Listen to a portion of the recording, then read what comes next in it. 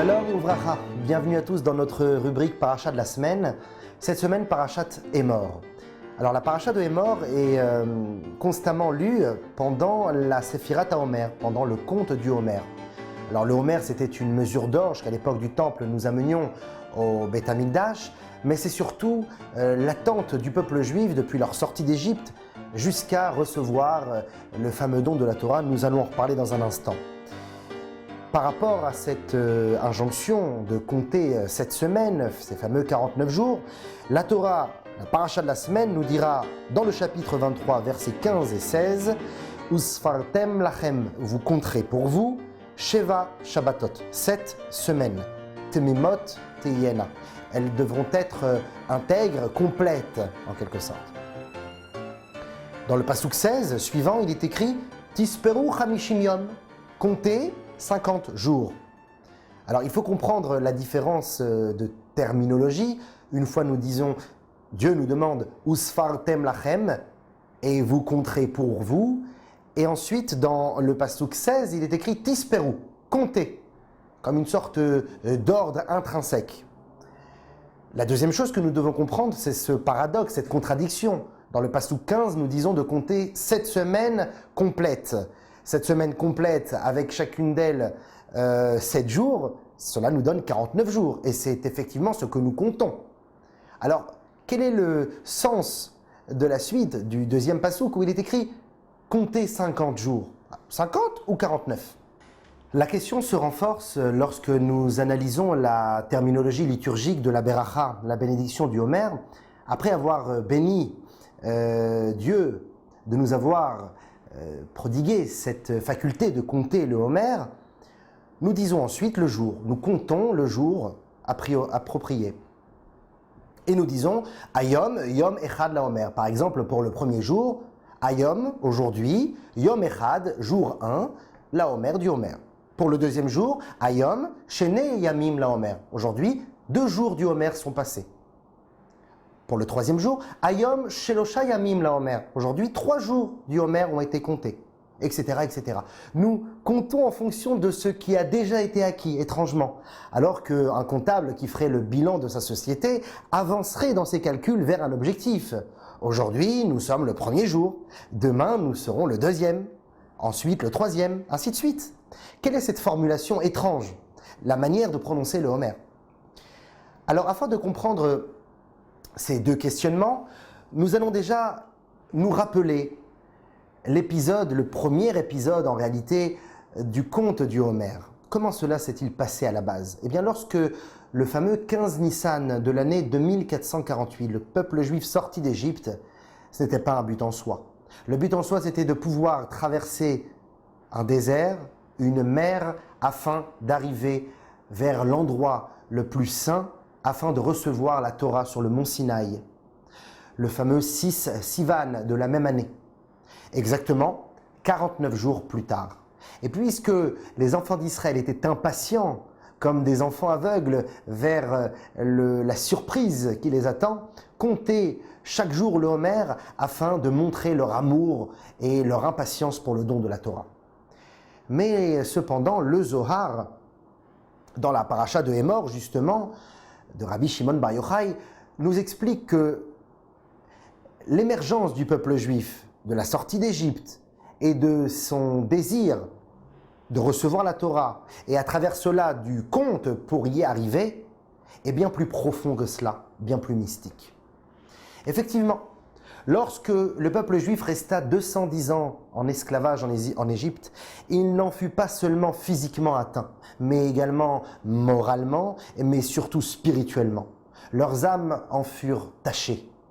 Nos sages nous diront, les sages de la mystique juive nous diront que les enfants d'Israël atteinrent 49 portiques de Touma, d'impureté.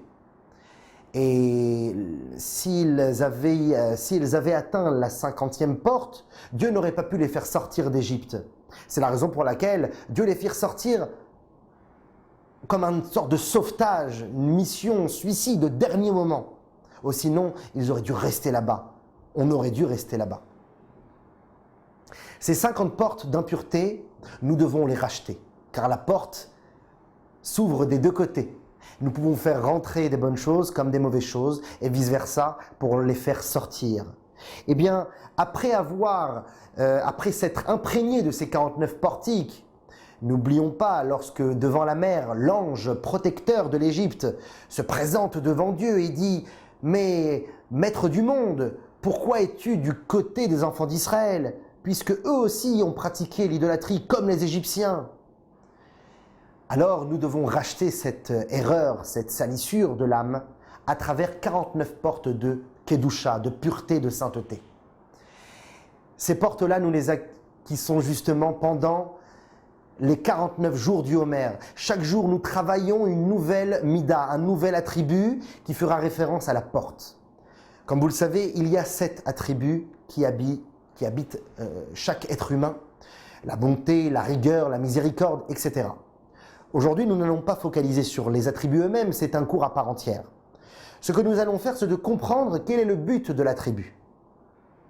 Qu'est-il écrit à propos des 7 semaines à compter? Usfartem lachem, vous devrez compter pour vous. Ça veut dire quoi, compter pour vous? Pour vous, c'est pour votre bien. Et usfartem, ce n'est pas seulement compter, mais c'est éclairer. Car le mot sephartem vient du mot saphir, la pierre, le joyau de saphir qui éclaire, qui illumine.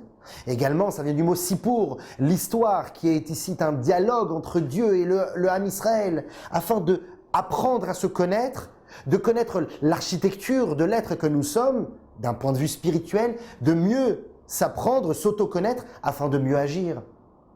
Et c'est la raison pour laquelle chaque jour on travaille un nouveau trait de caractère, même si on ne le fait pas de manière effective, bien qu'il faudrait le faire. Mais d'une manière intrinsèque, d'une manière spirituelle, bien que nous ne le faisons pas, il y a un lavage, un nettoyage et une réparation de tel ou tel mida qui nous habite. Et chaque jour, nous avançons et nous franchissons des nouveaux levels, des nouveaux niveaux, des nouvelles portes, des nouveaux portiques de Kedusha. Et c'est la raison pour laquelle il est écrit Ayom Yom Echad, Ayom Shene Yamim. Aujourd'hui, jour 1. Un jour a été compté. Demain, 2 jours seront comptés. Après-demain, 3 jours seront comptés parce que nous ne dormons pas sur les acquis, nous ne nous reposons pas sur nos lauriers, mais nous n'oublions pas non plus que nous avons acquis quelque chose. Nous avons déjà acquis une porte hier, 2 portes demain, 3 portes après-demain, et chaque jour nous avançons en sachant que nous avons acquis quelque chose. Et ça, c'est une des manières pour bien avancer et ne pas freiner dans son élévation. Parce que lorsqu'on se dit qu'il reste encore 38 jours, il reste encore 37 jours, 15 jours, 12 jours, 9 jours, il y a l'effort que nous voyons face à nous qui peut nous mettre des embûches, des doutes et des dérapages. Alors que lorsque nous disons que nous avons acquis une porte, 2 portes, 3 forces, 4 forces, alors ça nous donne envie d'avancer, de continuer. Prenons l'exemple de la première mida, le premier attribut qui est le chesed, la bonté. Il y a 2 manières de faire le chesed, comme cette porte qui s'ouvre des 2 côtés. Il y a la négativité de la bonté et il y a la positivité de la bonté. La négativité, ça sera par exemple d'être extrémiste dans la bonté et de tout donner sans, bien sûr, ne plus rien laisser à nos femmes et à nos enfants. Mais il y a la bonté qui sait aussi donner de manière structurée avec beaucoup d'amour, mais en sachant aussi que trop donner peut donner à la fin suite à une mauvaise éducation d'un enfant. Savoir dire non à un enfant, par exemple une sucrerie, serait ramener justement à de la bonté. C'est de la bonté profonde. En tout cas, le fait de travailler ces midotes, c'est de savoir ouvrir le portique d'un côté ou de l'autre. Et c'est la raison pour laquelle nous devons éclairer ces midotes, illuminer ces traits de caractère. Enfin, pour répondre cette fois-ci à la première question, puisque nous avons répondu à la deuxième par rapport à la terminologie liturgique de la Sefirata Omer, eh bien, pour répondre à la première question qui était le paradoxe, l'oxymore, si on peut dire, la contradiction entre le verset 15 et le verset 16, qui, je le rappelle, dans le verset 15, il est écrit « comptez pour vous, vous compterez pour vous 49 jours ». Dans le passouk 16, il est écrit « comptez 50 jours ». Cette contradiction doit être expliquée. Alors maintenant, nous pouvons la comprendre. Bien que nous agissions et nous interagissions avec notre être et nous travaillons nos 49 énergies, quand bien même nous restons des êtres limités, des êtres finis, parce que nous vivons dans un univers bien structuré, avec ses propres limites. Alors, Akadosh Baruch Hu nous dit, ne vous en faites pas. C'est moi qui vous apportera la 50e porte, celle qui vous fera acquérir le niveau le plus ultime, mais celui-ci, c'est moi qui l'amène, dit Dieu. Et c'est le jour justement de Shavuot, le jour du don de la Torah. Approchez-vous vers moi et Akadosh Baruch Hu amène la 50e porte ultime, suprême, qui elle dépasse tout l'entendement et tous les niveaux précédemment dits. Mais pour ce faire, nous devons passer par Usfartem lachem, et vous compterez pour vous. C'est un acte ici où nous ne sommes pas passifs, mais actifs. Lachem, pour vous. Pour vous, c'est pour votre bienfait. Et lorsque nous arrivons à ce niveau, eh bien, nous concluons l'histoire avec un ordre intrinsèque, Tisperu Chamishim Yom. Que soit compté. Tisperu, compter, mais d'une manière où ce n'est pas véritablement nous qui agissons, mais plutôt qui recevons, non pas parce que nous sommes passifs. N'oublions pas, nous avons travaillé 49 traits de caractère plus tôt. Ici, nous ne sommes pas passifs, mais nous recevons. Nous sommes récepteurs d'une énergie, d'un flux divin qui est donné par la 50e porte. Voilà pourquoi Akadosh Baruch Hu descend vers nous après de longs efforts, après un long travail, de travail sur soi et de transformation de l'être. Shabbat Shalom et à très bientôt.